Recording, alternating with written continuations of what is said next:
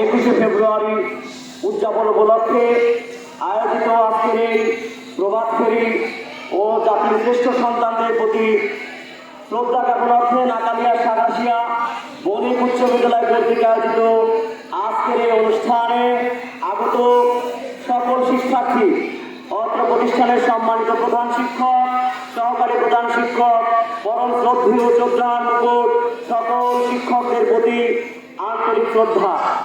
আমরা শ্রদ্ধা ভরে স্মরণ করছি জাতির সেই শ্রেষ্ঠ সন্তানদের, যারা অকুত ভয় বিশ্বের দরবারে যাদের নাম স্বর্ণাক্ষরে লেখা থাকবে, যারা জীবন দিয়ে আজকের এই দিনকে প্রতিষ্ঠিত করে গেছে।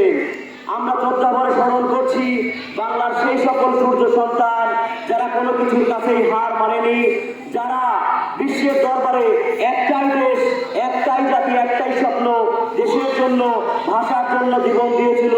শহীদ রফিক, জব্বার, বরকত সহ আরো অনেকে।